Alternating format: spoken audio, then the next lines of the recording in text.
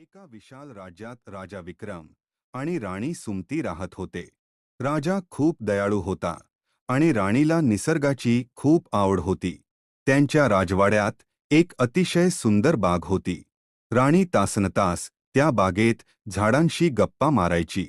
एकदा एका वृद्ध साधूने राणीच्या निसर्गप्रेमावर प्रसन्न होऊन तिला एक जादूची बी दिली आणि सांगितले, "राणी साहेब, ही बी पेरा. यातून जे झाड येईल ते तुमच्या राज्याची परीक्षा घेईल." राणीने ती बी लावली आणि काही दिवसांतच तिथे एक आंब्याचे झाड उगवले. आश्चर्य म्हणजे त्या झाडाला लागलेले आंबे हे शुद्ध सोन्याचे होते.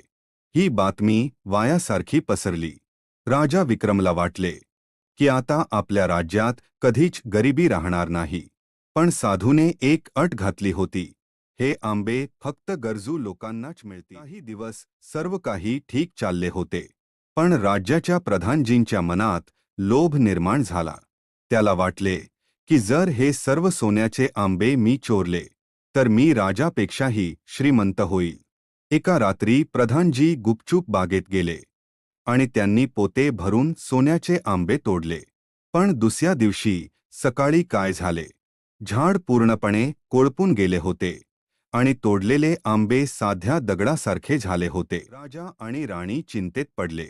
राणी सुमतीला समजले की बागेत कोणाचा तरी वाईट हात लागला आहे.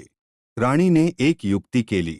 तिने जाहीर केले की जे कोणी गरीब असतील त्यांनी उद्या बागेत यावे. बाप्पा त्यांना मदत करेल. जेव्हा प्रधानजी स्वतःला गरीब दाखवून तिथे आले तेव्हा राणीने त्यांना पकडले. राणी म्हणाली, "प्रधानजी, लोभ माणसाला आंधळ करतो. तुम्ही तुमच्या पदाचा सन्मान राखला नाही."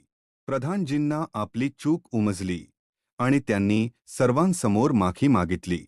प्रधानजींनी माफी मागताच ते झाड पुन्हा हिरवेगार झाले. पण आता त्याला सोन्याचे नाही तर अतिशय गोड रसाळ आंबे लागले होते.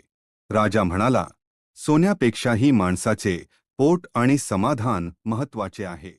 तेव्हापासून त्या राज्यात कोणीही लोभ केला नाही. तात्पर्य: अतिलोभ हा नुकसानीला कारणीभूत ठरतो. जे आपल्याकडे आहे त्यात समाधान मानणे हेच खरे